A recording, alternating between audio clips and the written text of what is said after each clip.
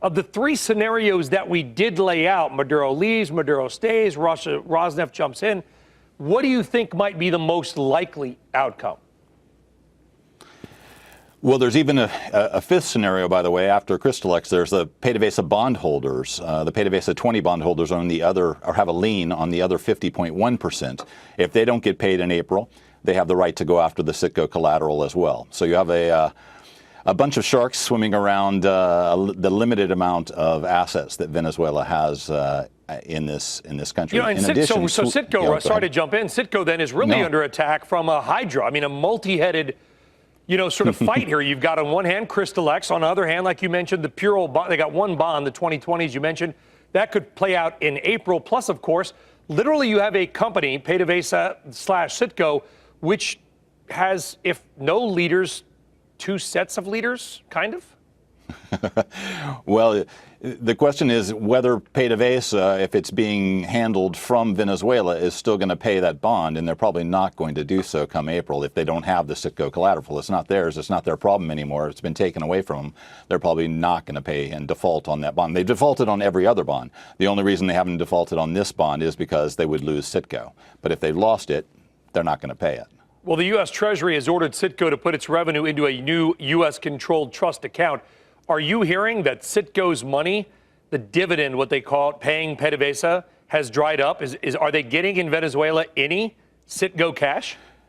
No. As a matter of fact, the U.S. sanctions early on put a sanction preventing Citgo from upstreaming any dividends to Venezuela. So a year ago, Citgo was prevented from sending any money back to Venezuela already.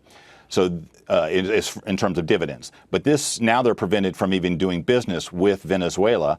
So that revenue is one of their largest downstream assets. That revenue going back up for buying those cargoes has now dried up. And in addition, Citgo was also being used to send them back diluent, the naphtha, this paint thinner that they need to mix with their heavy oil to make it go through the pipes and be able to be sold. Otherwise, it's just tar.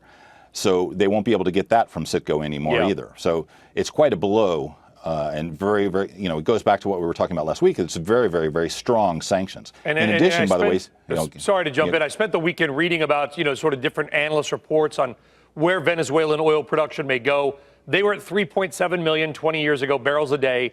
Now they're at 1.1 at best. Most people seem to think they're going to easily drop below 1 million barrels a day in the next couple of days and weeks, maybe go down to 300,000 or 500,000 barrels a day because they don't have the workers, they don't have any money, they don't have this diluent, as you say.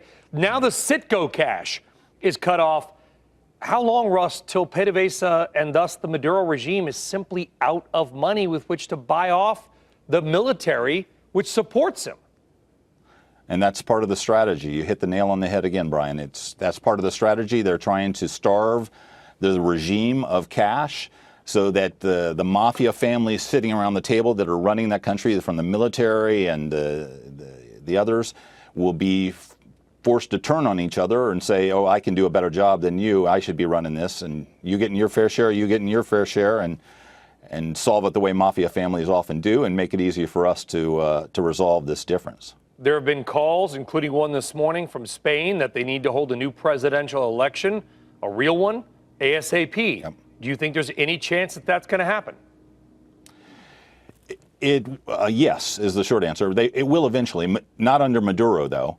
And by the way, Sweden has also joined in, and that's also important because PDVSA also has another refinery in Sweden, a smaller refinery called Nynäs, which also has bonds outstanding. But that means that they're going to lose that asset as well in Europe as a result of all of these changing allegiances. Do you think there's a chance that there's U.S. military action in Venezuela? Well, I know you yourself have reported that there's some talk that there's some troops maybe massing near the border in Colombia. There are indeed. But what's happened now is that Guaido, who is the interim president that all of these nations that you've spoken of have recognized, as well as the U.S. and the European Parliament, has called for U.S. aid, has called for aid to be administered. Colombia is answering that call. The U.S. is answering that call. Brazil is answering that call. And even the ABC Islands, Aruba, Bonaire, and Curacao are also answering that call. So troops are massing on the Venezuelan side to block it. even though they're starving, and this is going to be a big test of whether they will fire on people bringing aid, food, and medicine into the country, or will they link arms with them and realize that there's a problem? Because their families are starving too. The generals at the top who are making money from narco trafficking are doing, fantastic.